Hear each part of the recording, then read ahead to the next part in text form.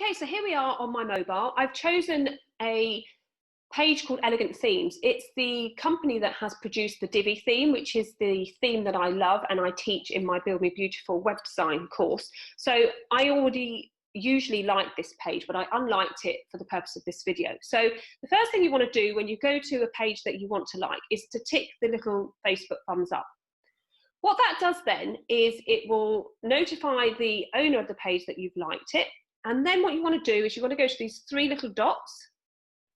And as you can see, it says that I'm following the page. Like on the desktop, it automatically follows you, but by default. So you click on there. And what happens is that you can then change the default to see first. Okay, there is a limit to how many pages you see first.